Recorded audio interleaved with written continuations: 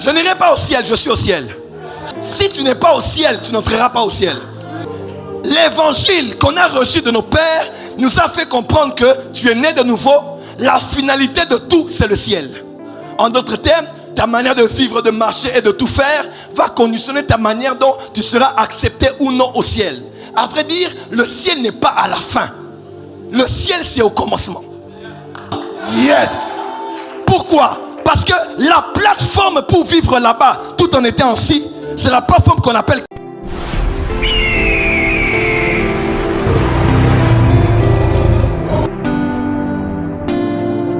mental. Prophétiquement parlant, dans l'Ancien Testament, quand vous voyez qu'on parle de Sion, nous qui avons été greffés à Israël, nous pouvons comprendre qu'il y a des prophéties qui ont été données. On a parlé de Sion, mais on parle prophétiquement de comment l'Église sera dans sa phase finale. Une Église gouvernementale, une Église puissante. Là, on a la grande prophétie d'Ésaïe 2, versets 1 à 15. Prophétie d'Ésaïe, fils d'Amoth, sur Juda et Jérusalem. Il arrivera dans la suite des temps que la montagne de la maison de l'Éternel sera fondée sur le sommet des montagnes, qu'elle s'élèvera par-dessus les collines et que toutes les nations y afflueront. On parle de l'Église. Dis à ton voisin, on parle de l'Église. Des peuples s'y rendront en foule et diront: venez et montons à la montagne de l'Éternel, à la maison du Dieu de Jacob, afin qu'il nous enseigne ses voies et que nous marchions dans ses sentiers. Car de Sion sortira la loi et de Jérusalem la parole de l'Éternel. L'église prophétique, l'église apostolique, l'église davidique, l'église qui va être la lumière. À la suite, on dit, il sera le juge des nations, l'arbitre d'un grand nombre de peuples. De leurs lèvres, ils forgeront des joyaux jusqu'à la suite. Ici, on parle aussi de comment l'église va régner avant d'être enlevée. Donc, on parle de Sion, on parle de nous aussi. Acclame là où tu es, parce qu'on parle de l'église. Donc, lorsqu'on parle de Sion, on parle aussi de l'église du temps de la fin, de l'église glorieuse, de l'église dans sa phase gouvernementale. Lorsque nous allons prendre pour le Seigneur la grande moisson, la dernière évangélisation avant que Jésus ne vienne. Lorsque nous allons vivre en même temps la pluie de la première et de l'arrière-saison, ensemble, qui tomberont sur la terre, des signes, des prodiges et des miracles comme jamais on a vu. Ces temps sont en train d'arriver parce que l'église entre dans sa phase de Sion. Est-ce que tu peux dire amen très fort? Mais par rapport à la spiritualité, c'est la 7e définition dans laquelle je vais entrer. Lorsqu'on parle de Sion, on ne parle pas que d'un lieu géographique. On ne parle pas que d'une nation, d'une portion de terre, comme un lieu élevé comme une colline. On ne parle pas que d'Israël. On ne parle pas que du royaume du Sud ou de l'église. Lorsqu'on parle de Sion, on parle aussi littéralement, pour que tout le monde comprenne, de ce qu'on identifie comme étant le 3e ciel. Quand on parle de Sion, on parle aussi de ce qu'on identifie comme étant la Jérusalem céleste. Come on. Quand on parle de Sion, on parle aussi de cette réalité qu'on identifie comme étant le 3e ciel. Je n'ai pas le temps de répéter ici. Paul est allé au 3e ciel. Dis avec moi, au 3e ciel. Il a dit au paradis, paradiso, qui veut dire jardin. Il est allé là au-dessus. Il est allé dans cette dimension élevée. Et lorsqu'on lit les Écritures, plusieurs théologiens, comme moi y compris, nous croyons vraiment. Le 3e ciel est invisible, n'est-ce pas? Le 2e ciel est visible, c'est le ciel des astres. Le 1er ciel est au-dessus de nous, le ciel des oiseaux, le ciel de la pluie, le ciel des avions. Le 1er et le 2e sont visibles, mais le 3e ciel est invisible. Mais entre le 3e ciel et le 2e ciel, il y a quelque chose qui marque la transition entre le 2e et le 3e. Il y a comme une ouverture. Une ouverture entre le 2e et le 3e ciel. Le 2e ciel est visible, mais il peut donner un accès à une dimension supérieure et spirituelle pour entrer dans le 3e ciel. Je crois à mon humble avis que le Seigneur qui a connu l'ascension n'était pas seulement monté pour disparaître quelque part au-dessus du soleil. Je pense qu'il allait dans cette direction-là et il est passé par là et il est entre le 3e ciel. Quel est ce lieu? C'est le septentrion de l'univers.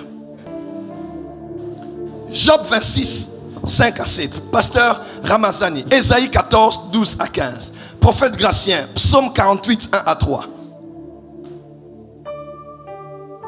Avant de le laisser lire, les scientifiques disent même qu'au niveau du nord de l'univers, il y a comme un vide. Ils ne savent pas exactement c'est quoi. Mais ils se disent, d'aussi loin qu'ils ont pu aller voir, ils ont vu qu'il y a comme un vide au niveau du nord de l'univers. Lisez pour nous, pasteur. Job 26, je prends le verset 6 et puis 7. Devant lui, le séjour des morts est nu, l'abîme n'a point de voile. Il étend le septentrion sur le vide. Il étend le septentrion sur le vide. Le vide. Il suspend la terre sur le néant. Ah, le septentrion, c'est où? C'est le nord. Et quand on parle du nord, on parle d'un vide qui est au niveau du nord. Comment Job à cette époque pouvait avoir une telle sagesse, une telle lumière et une telle science? Lisez pour nous, pasteur. Ésaïe 14, 12 à 15. Là, on parle de Lucifer, n'est-ce pas? Oui. On y va. Te voilà tombé du ciel, astre brillant, fils de l'aurore. Tu es abattu à terre, toi le vainqueur des nations. Tu disais en ton cœur, je monterai au ciel. J'élèverai mon trône au-dessus des étoiles de Dieu. Je m'assiérai sur la montagne de l'assemblée, à l'extrémité du septentrion. Oh, à l'extrémité du nord. Yes. C'est là où se trouve la montagne. Yes. C'est là où se trouve le trône. Yes. C'est là où... Oh, est-ce que je peux parler à quelqu'un ici? Avance, prophète. Dis à ton voisin, au septentrion de l'univers. Au septentrion de l'univers. Il y a un accès. Il y a un accès. Au troisième ciel. Au troisième ciel. Lisez pour nous psaume. Psaume 48, verset 1 à 3. Psaume 48, à partir du premier verset, je lis.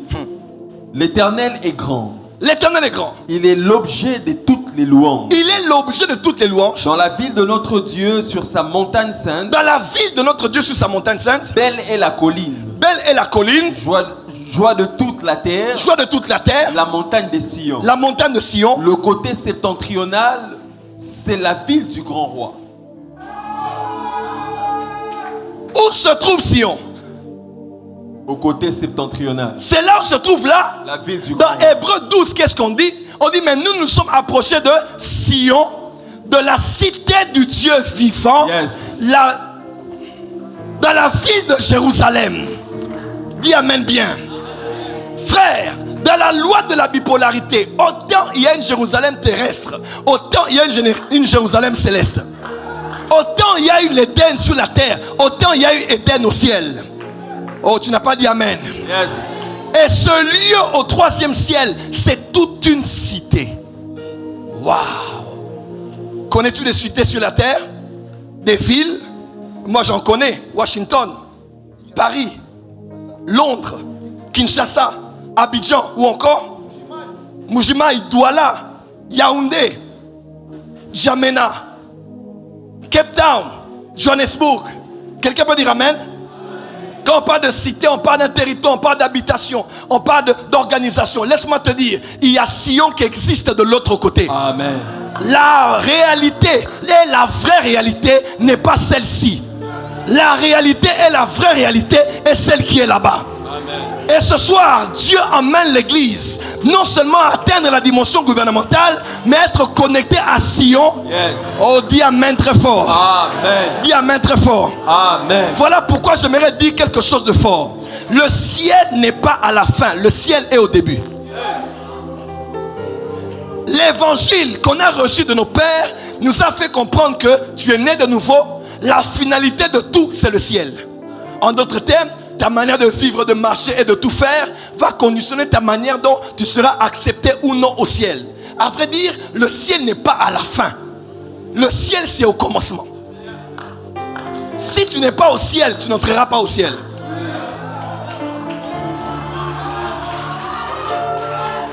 Prophète Joël, prêche le ciel, prêche le ciel. Le ciel, c'est où? Le ciel, c'est où? Le ciel, c'est où? Là où Christ est assis, le ciel est où? Là-bas, c'est assis. Mais maintenant, nous, sur la terre, il y a un mystère dans l'église. Quand Christ est mort, Dieu nous a réconciliés avec Dieu. Dieu nous a réconciliés avec lui par son Fils. Et nous a donné, bien qu'étant sur la terre, la capacité d'accéder à Sion. Avance, papa. Il s'appelait Satan. Et il a eu la capacité à l'époque de Job d'avoir accès au conseil de Dieu quand les fils de Dieu allaient vers Dieu. Et Jésus est le premier-né d'entre les morts. comme Jésus est à la droite du Père, nous avons tous accès. Voilà pourquoi je peux être ici sans entrer là-bas, mais je suis déjà là-bas. Yes. Pourquoi? Parce que la plateforme pour vivre là-bas, tout en étant ici, c'est la plateforme qu'on appelle Christ. Le ciel pour nous n'est pas là-bas. Ephésiens 1, verset 1, 2, 3. Nous avons été bénis de toutes sortes de bénédictions dans les lieux célestes en Christ. Les lieux célestes sont où? En Christ.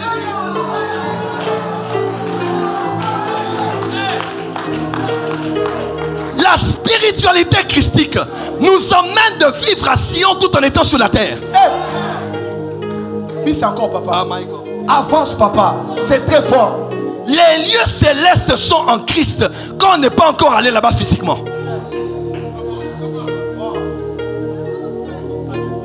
Voilà pourquoi quelques-uns qui ont été emmenés au ciel, ils sont allés là-bas, ils ont vu Abraham, ils ont vu Paul, ils ont vu leurs anciens pasteurs, ils ont vu leur maman diacre de l'église, les esprits des saints parvenus à la perfection.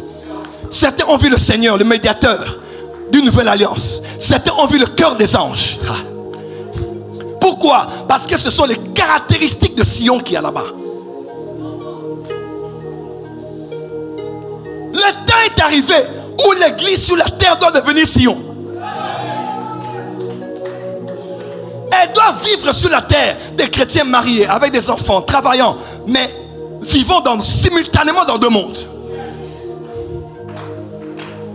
Ayant la capacité d'être ici et d'être là-bas.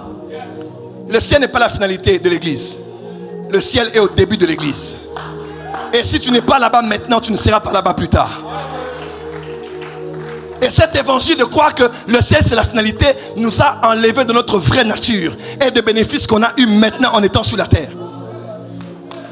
Je n'irai pas au ciel, je suis au ciel.